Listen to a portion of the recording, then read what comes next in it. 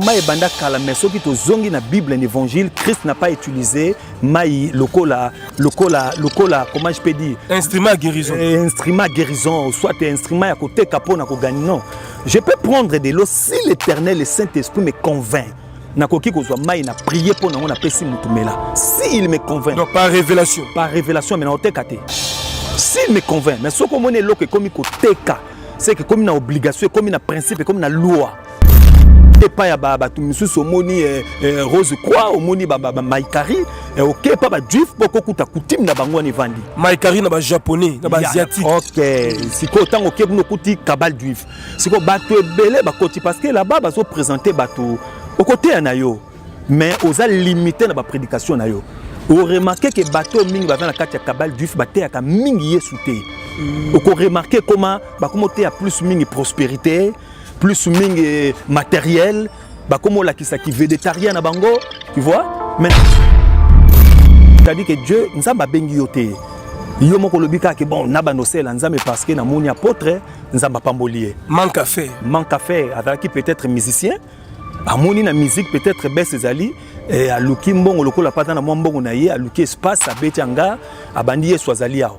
Vous voyez, et puis le col appelle internet et comment on facile, là la mouki ou l'équipe internet mokil memonio ba bengio. Et ça toujours ba makambo yo pasteur a bali moi si oyo ba vandi une année 2 ans 3 ans makambo a kanisa ka trouver pas moi ça trouver en côté. Et ça ni une réclamation ya loi établie ya famille na bango. Et ça makambo nenza ma pesi sur le col a devoir exercice pour to brisant on a katia ba famille. Ma pesi so ba révélation pour na koyebisa bango. C'est-à-dire tout ça qui na katia prière une fois na lali nzamba to la kisanga image moko to zaki le coin na terrain à Bali il y avait beaucoup de gens mais na katia batongo dans un mona ezaki basi na mibali bazala besoin ba pesa ba mbote ba solo la mais impossibilité zala ki po ba kutana. Pourquoi? Parce que mutumso alata ki couleur oyo lati oyo alati pe couleur musuba ezo kanate bozo linganate ya linga couleur rouge mais ya lati couleur noire donc batu bazo linganate.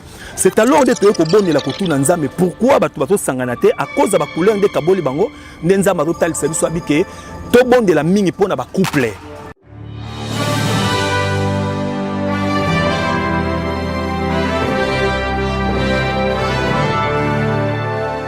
Voilà, bienvenue chez nous, mesdames et messieurs, chers amis téléspectateurs. Vous nous captez à travers le monde sur Équilibre TV.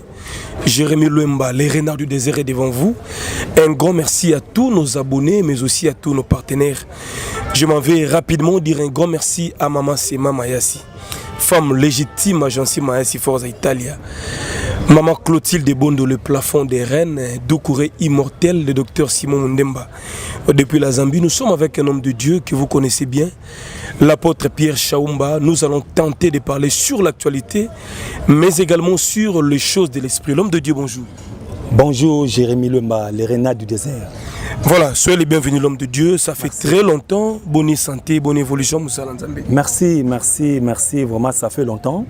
Tout mon anina yote, c'est par rapport à Moussala. Moussala Nzambe oyo, tomema ngambo, tomema charge. Parce que Dieu nous a appelés et il nous a donné aussi la mission.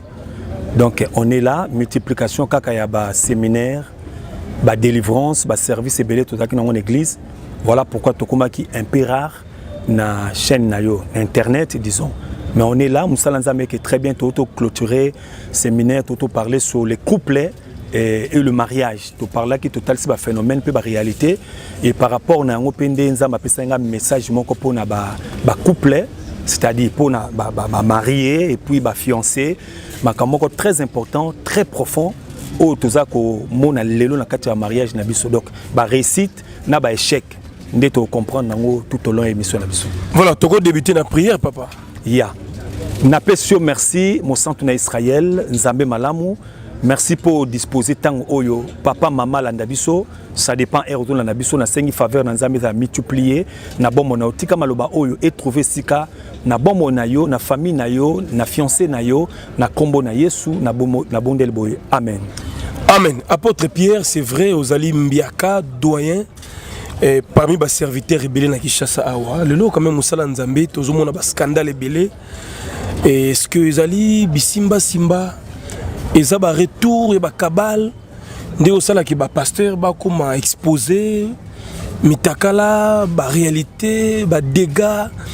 Je crois que ils ont marambo yo la Sony corps de Christ l'église universelle yo tant qu'apôtre parce que to bengi yo apôtre aux alliés doyen na mosala nzambe yo ba scandale tout les ki oyoki ba combo XY au définir en comme l'homme de Dieu. D'abord, Nalingina Loba et le bien c'est très important. Moi, je ne suis pas un prophète, je ne suis pas un pasteur, mais je suis un apôtre.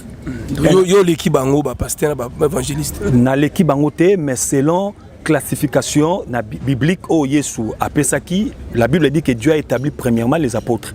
Donc les apôtres, ce sont des gens qui ont réussi la mission Yakoyako poser fondement. Et puis Batumisusu va construire na likolo. Donc les apôtres sont là pour construire, pour mettre le fondement. Mais il y a un grand problème maintenant, bateau bazoya ko construire likolo ya fondement. Bangone bazo construire mabé. Vous voyez, fondement de Jézali, ils sont bien solide. Mais les gens qui viennent construire likolo ya fondement autoposaki, bangone bazo construire mabé. C'est-à-dire, ils ont batumusu ba s'improviser na kati ya musala oyo. Ezana batumusu baza appelé na kati ya musala oyo. Ezana batumusu pe baza ba volontaire na kati ya musala oyo. Et trop souvent tozo mona bato ba s'improviser na ba volontaire. Ba on est bazo détruire musala na nzambe. Nde ba créer ba dégâts. Ya ba volontaire, c'est-à-dire que Dieu nzamba bengi yote. Yo moko lobika ke bon na ba nosela nzambe parce que na moni apôtre nzamba pambolier. Manque à faire. Manque à faire avec qui peut-être musicien. Amoni na musique peut-être baisse ezali et a luki mbongo lokola pata na mbongo na ye a luki espace a betanga abandi yesu azali yao. Vous voyez, et puis lokola pa internet et comme nango facile là la muki o leki internet mokili memonyo ba bengi yo. Alors que na oti ko yebisa yo tout à l'heure là que biso na tango na biso to sela kinzambe na télévision te. To sela nzambe na internet te. Biso tando te ya yesu na ba winze. Tozo le kana ba balabala na ba 5h du matin o la muki tondo bien on réveille. 5h du matin, on va dire que ganga Yesu atanzambe boyamba Yesu boyoka Yesu 5h du matin. Totei na ba matanga, totei na ba balabala na moi makasi boy. Ozangi sapato kolata, ozangi chemise kolata. C'est comme ça que nous avons servi l'Éternel. Donc il y a fondement autoposaki, mais lelo tout est devenu facile. C'est-à-dire que mundele a complicité avec le satanisme. Babani ko créer ba programme moko oyo ezo facilité en faire écoute na kati ya mitema na bato. Vous voyez, tout ce que nous sommes en train de voir, la Bible dit dans le livre de 1 Pierre que cette sagesse ne vient pas de Dieu. Elle est diabolique, satanique.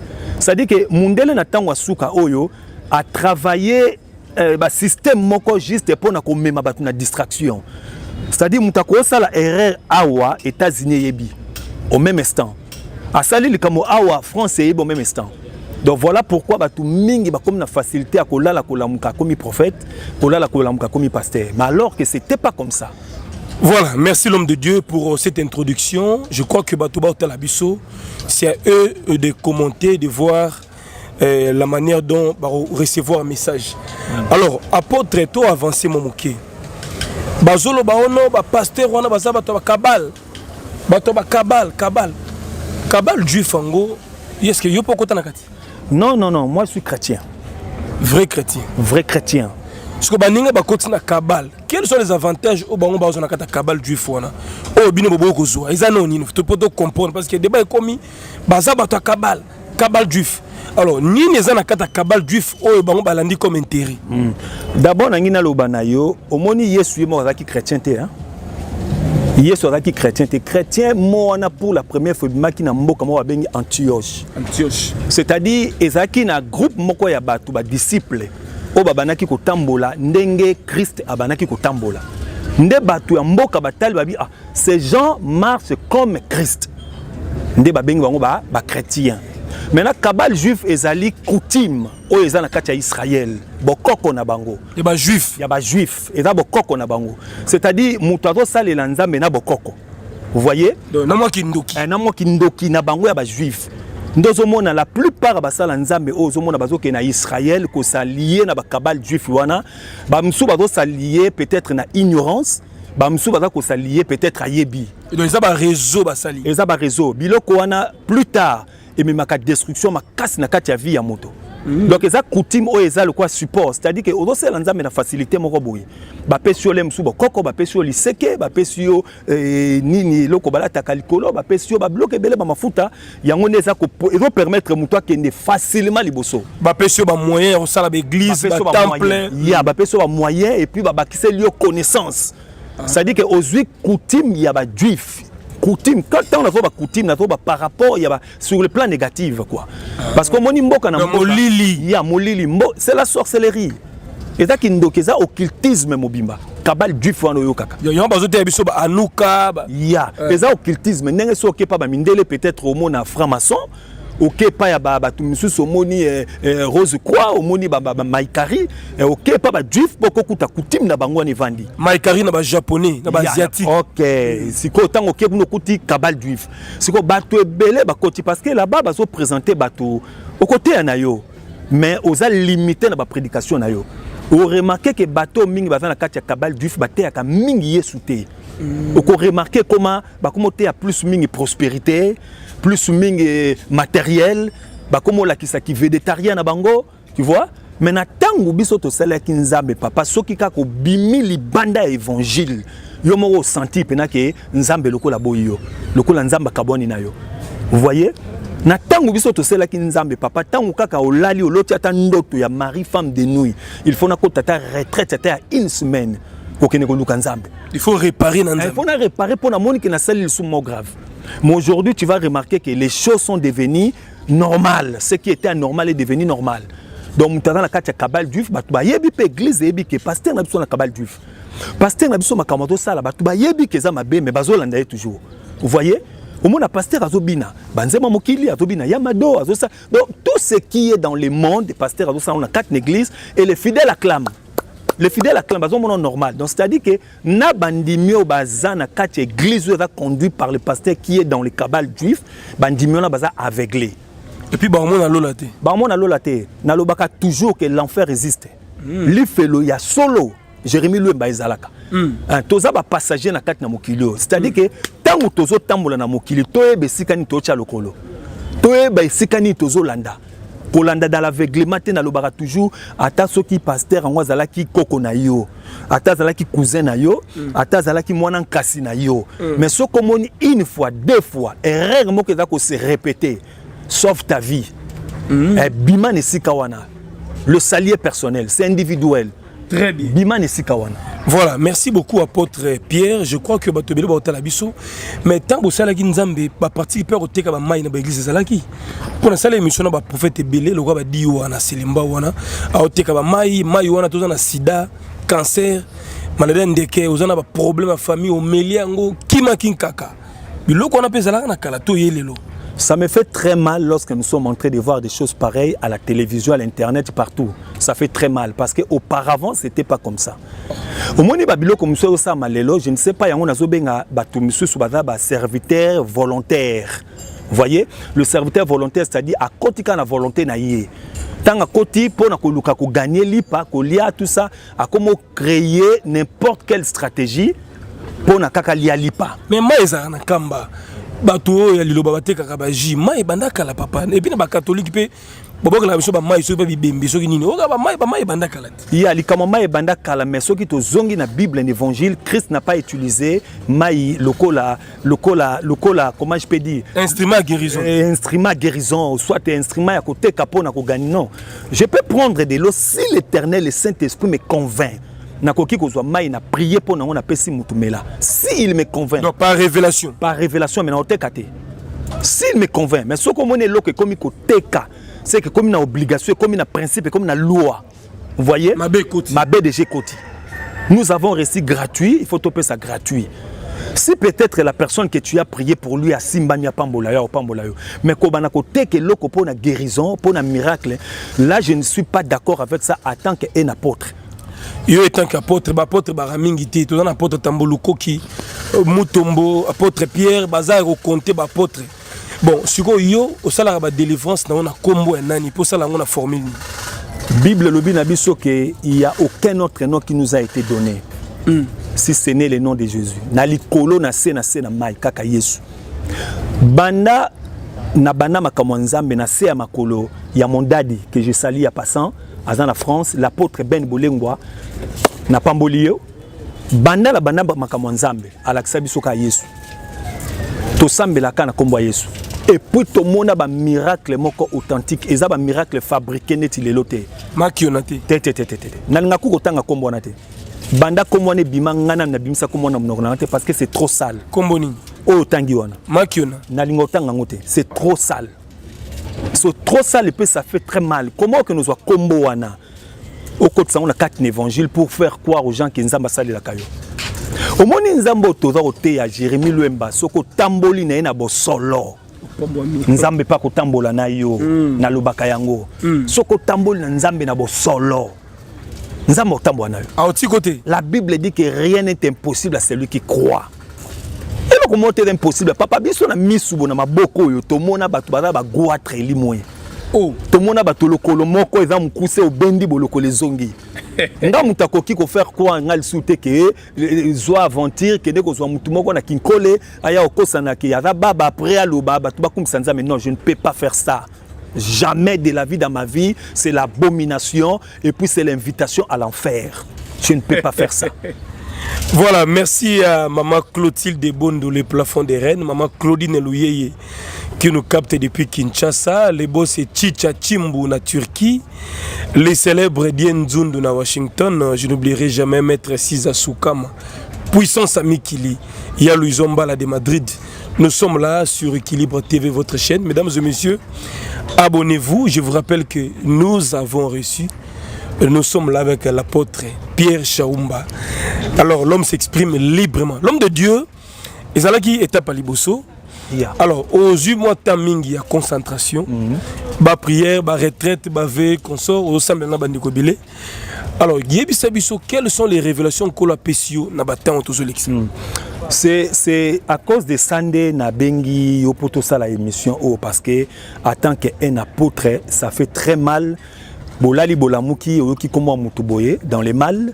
Bolali bolamuki boyoki koma pasteur dans les mal et bungisi kondi mayabana nzambe. Ça fait très mal bana nzambe bazoye baté sikani bakoki kokende. Bakomi désorienté mais na ngina ebisa bana nzambe que les dieux de la Bible jusqu'aujourd'hui, il opère les miracles. Il agit, il parle jusqu'aujourd'hui. Je crois comme déjà na presque quelques centimètres à ko lâcher.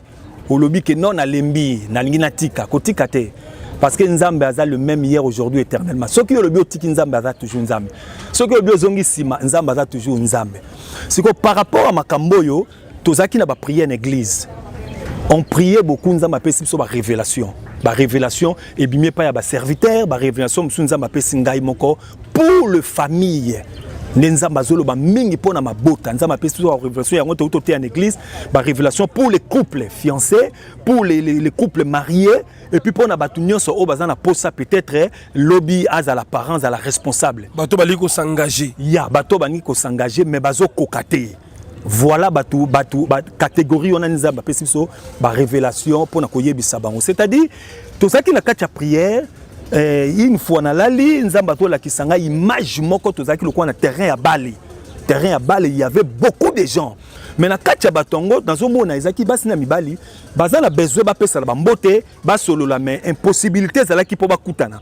Pourquoi? Parce que mutumso la taki couleur oyo lati oyo alati pe couleur musuba ezo kanate bozo linganate ya linga couleur rouge mais ya lati couleur noire donc batu bazo linganate c'est alors de to ko bondela ko tuna nzambe pourquoi batu bazo sanganate à cause ba couleur de kaboli bango nzamba to tal service abike to bondela mingi pona ba couple lelo za na ba problème belé voilà pourquoi tout le monde ba kaya ba divorce mingi lelo na kati ba couple na biso.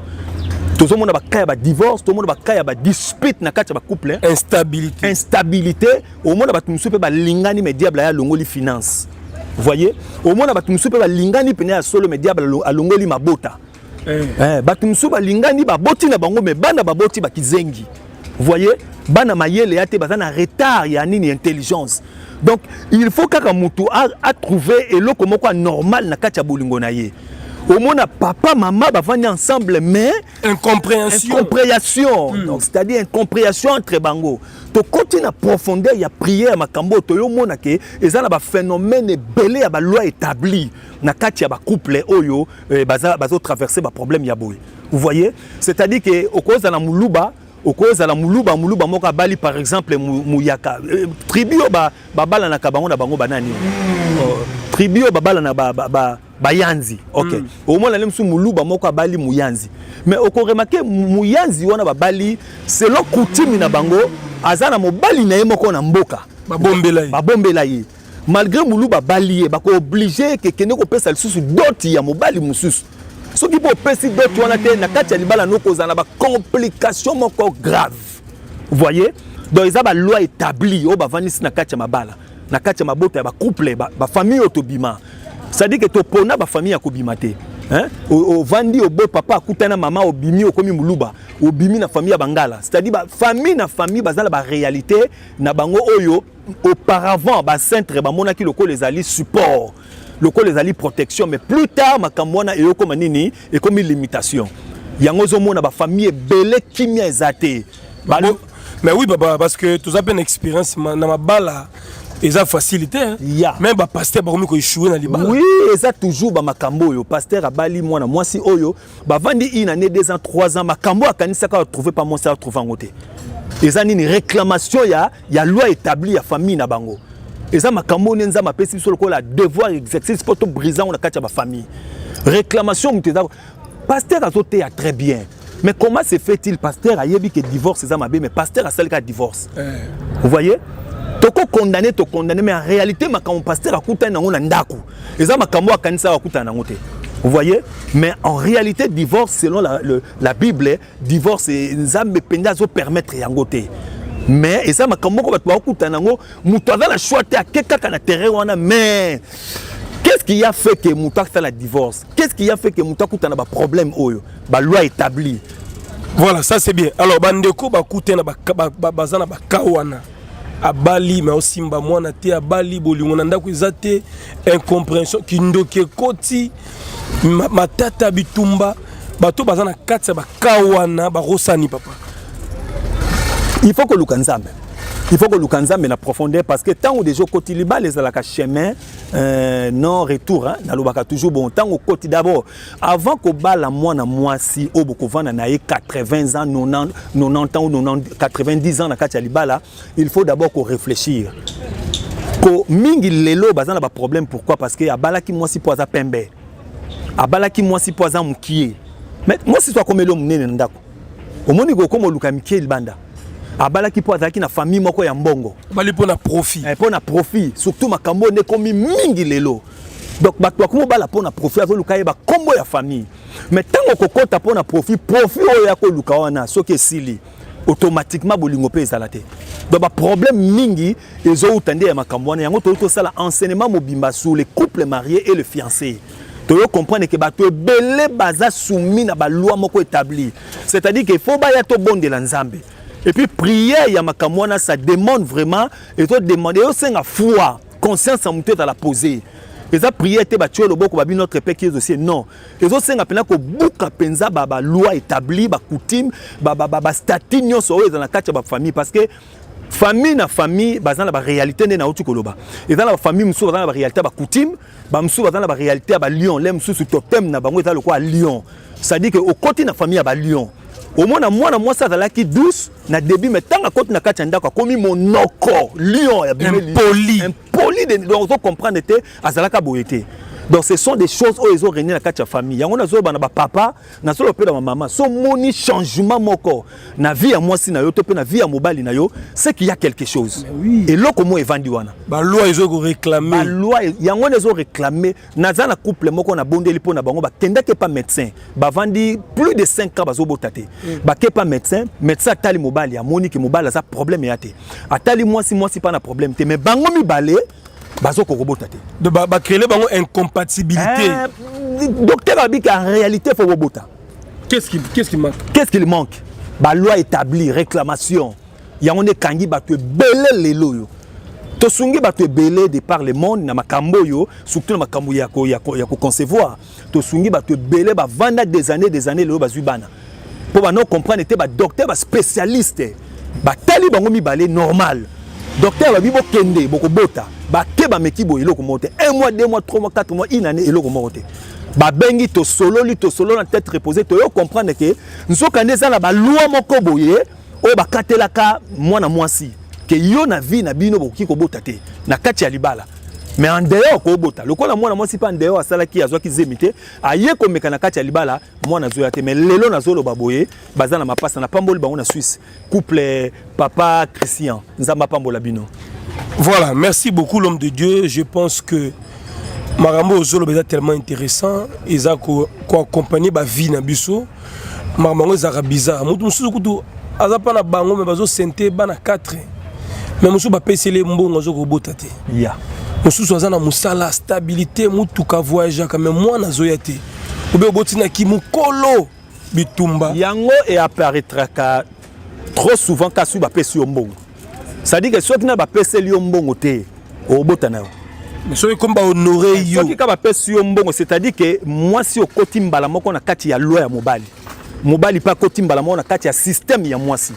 Donc binomi balé beaucoup mi contrôler. Système ya mwasi c'est comment contrôler mobali, système ya mobali et comment contrôler mwasi. Ndo mona ka basi mso wa tangu avant bala alongola ka bazemi. Mais tangu koti na kati ya ndako libala zemi zo ya lisusuté. Donc système ya mwasi c'est contrôler mobali, loi ya mobali et comment contrôler mwasi. Ndesko elongola ka makambwana. Kaka si wapesi mbongo te koyate na kutana ndeko mwa lobi ke ye avant bala fo mwasa ata na zemi ngabi il faut mekana mwasa na zemi ndayo pesa mbongo libala ndeko wana yokaki mateya tangu tote abia en tout cas ye avant bala fo nanu mwasa zwa zemi ndayo pesa mbongo. Vous voyez donc batumisi comment penser bon mais ce n'est pas ça parce que si pour le bio pesa mwasi zemi tangu mwasa kozwa zemi na lo pesi mbongo te lo wana côté le melayo. Oya ba le pété. Oya pe ko bala yete. Ba bloquer finance. Ba bloquer finance, ba bloquer eloko moko boy, ba bloquer finance, ba bloquer musala. Ndeko moko na limité première riz. Ataki na mbongo ebele, mwana muluba moko bataki changer mbongo ebele papa. Ndeko na tango anika bala lobika likamo lwa oye fo mwasa zozemi. Tango mwasa zwizemi, mukolo ndeko na pas yo dasa ke ndokubala mwana mwasi oyo. Tango bazo kene to pesa ki ndeko prophétie to lobi na nini. Soki okei na mariage coutumier, ndenge balobaka bwaka mbongo avant okota. Sacerdoce erata raté, jamais erata. Zamba pambola bino, ezatu pesi bino kaka message. Ka yum tozo landa, Dieu a permis tous à la en France, na Katia Saint-Denis. Makambo nzamba zo sala na Saint-Denis, place toza na siège. Eza makambo belé, peut-être aux qui informé.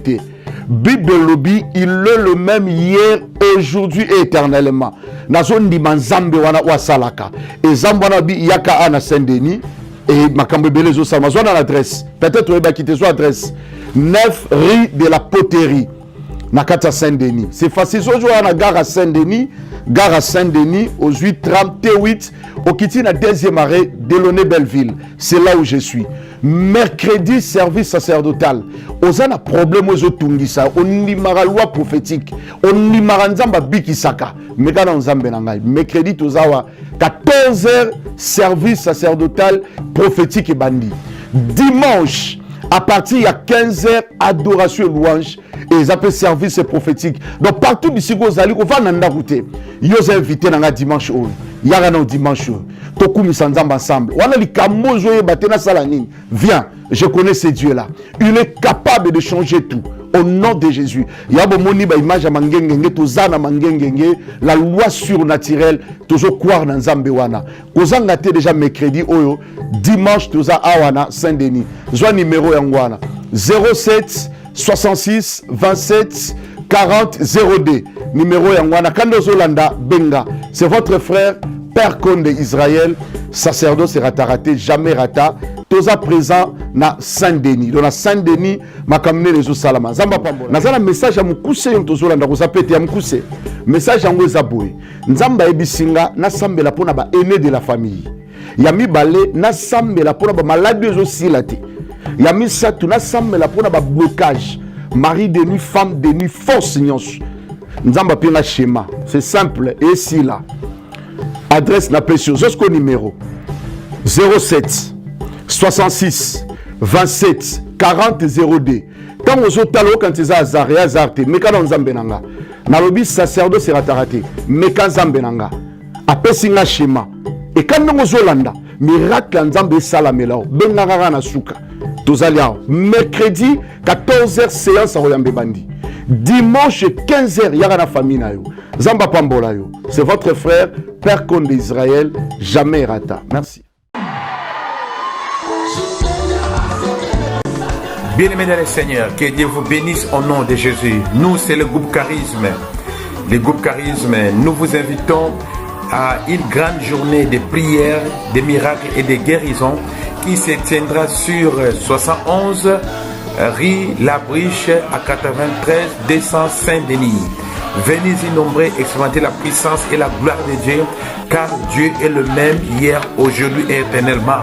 Jésus-Christ déclare dans sa parole: mon Dieu agit, moi aussi j'agis. Et comme Jésus-Christ est en train d'agir, nous aussi, les groupes Charisme, nous sommes là pour agir par le nom de Jésus. Venez-y nombreux, une seule date, le 16 avril 2022 à partir de 14h sur 71 rue de La Briche. Que Dieu vous bénisse. Ba maman, ba papa, boya et belé. Mokoloya le 16 avril 2022. Bien-aimés dans le Seigneur, que Dieu vous bénisse au nom de Jésus. Les groupes Charisme vous invitent à la date du 16 avril 2022 à Paris sur 71 rue La Briche à Saint-Denis, 93 200 Saint-Denis. Une seule date, le 16 avril 2022 à partir de 14h.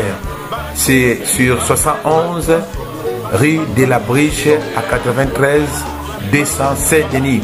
Dieu est le même hier, aujourd'hui et éternellement. Venez-y nombreux contempler la puissance et la gloire de Dieu, car Dieu sera en œuvre. Nous vous invitons à devenir nombreux, expérimenter la puissance de la gloire de Dieu. Une grande journée qui sera animée par les groupes Charisme, les pasteurs Doris, homme de Morija, ainsi que l'apôtre Laurent et toutes personnes qui composent les groupes Charisme. Venez-y nombreux, car Dieu est le même hier, aujourd'hui et éternellement. Nous vous invitons au nom de Jésus à expérimenter la puissance et la gloire de Dieu. Que Dieu vous bénisse au nom de Jésus.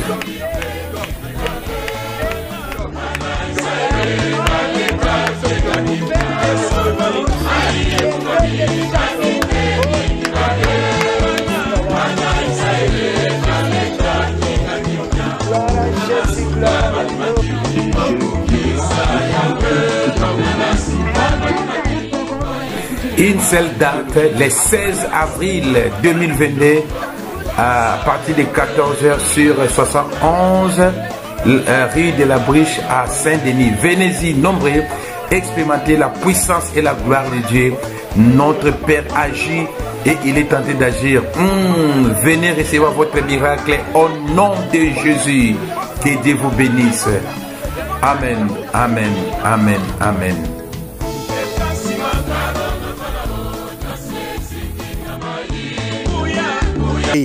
ndeko wana kokota kotabwa kimbongo tata mwasi alokoti kolokota ka lokoti depuis jour wana basala mariage une semaine bayiba mwana mobali mbongo nyonso et puis na kati ndako alibala nzemi azalaki nango asali fausse couche lelo sotali mwana mobali okolela comme otambo wana lipapa zo senga tamwa 500 francs nzemi malheureux ayoka ki nzambe te.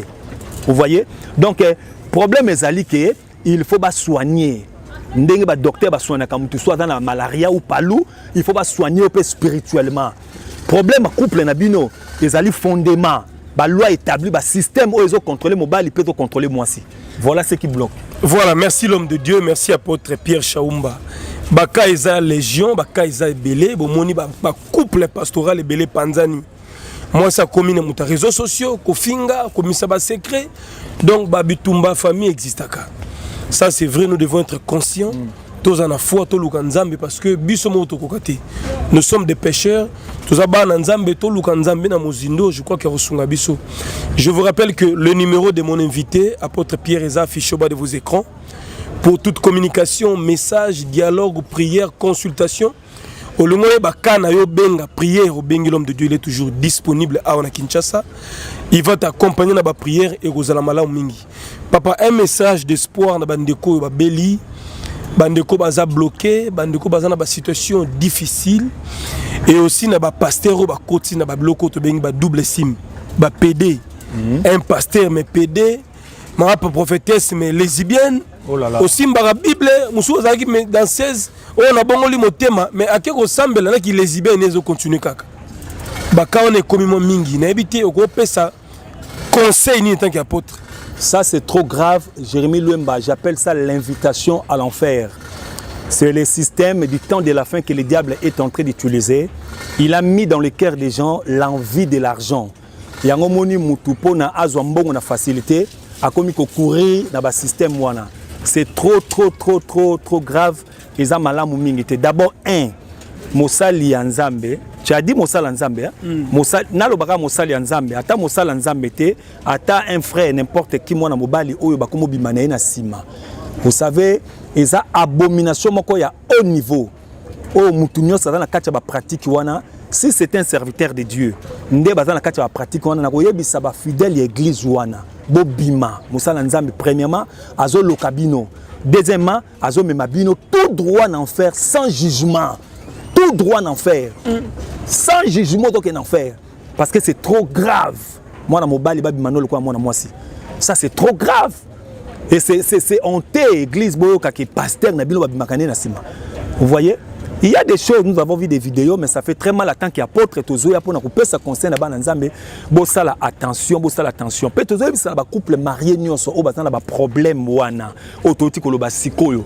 Peut-être comprenate libala nanga depuis na kota une année 2 ans, 5 ans, 10 ans yangoyo et loko banako lukatile ona nozu yangote. C'est que ça na fondement moko négative. O ezala ki kat na bombo na bino. To sunga bino na ba prière. Na ba prière to sunga bino Nzamba osa bino faveur.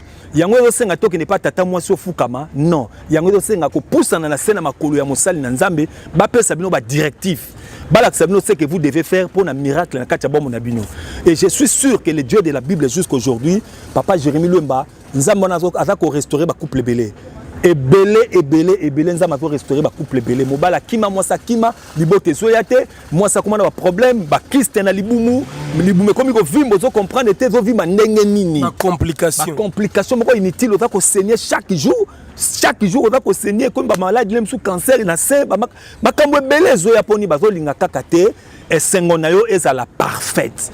Je vous rassure comme un homme de Dieu, comme un apôtre. Nzambe ya Bible auto sambelaka oto tena ba wenze oto lala na se Nzambe oto tambolaka na ye Nzambe wana okota likambo na yo ko désespérer te ko bangelo ko mokote tozana ba témoignage belé makamu Nzambe asala na kacha bombo na bato faiblesse mutu muso elembisa yo te lisumu mutu muso elembisa yo te yo talela kaka Nzambe kombo Yesu soko tamboli na Nzambe pa ko tambola yo na yo pe ko pesa o victoire Nzambe pambola na ebite sito comme na suka ou bien ndenge nini Nzambe apambola batu nyonso bazolanda biso na chaîne obolinga kaminga équilibre que Dieu vous bénisse na pamboli bandeko nyonso bana na nyonso bazana aux États-Unis na pamboli mama Annie na pamboli papa nyonso na États-Unis na pamboli bino na pamboli na Australie na pamboli famille Lolita Nzambe pambola bino famille Mobimba Lolita na pamboli Marthe na pamboli bino nyonso Nzambe pambola bino. Je vous aime beaucoup. Na Allemagne na pamboli mwana na ngai Rachel Malengo na pamboli yo na mobali na yo Nzambe pambola bino. Les numéros de téléphone oyo za na posa benga mais nalobaka toujours na batu avant ko benga faut sambela Nzambe. Vous voyez, parce que problème na yo il faut une solution. Yes. C'est-à-dire que ceux qui kako yoki boyi o bengi mbalamoko les allemands malamu te benga avant sambe bengo sambe na ta 2 minutes. Bondela na Nzambe te mabolong na sebi Nzambe ndenge nazo benga mosali na Nzambe na lingi na zuwa solution na problème na ngai. Yes. Et wana ndeko benga na plus 243 89 35 68 266.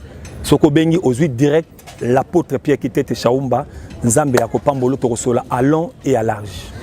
Voilà, merci beaucoup à tout le monde. C'était là donc l'apôtre Pierre Chaumba, l'homme de Dieu. Merci beaucoup pour votre disponibilité.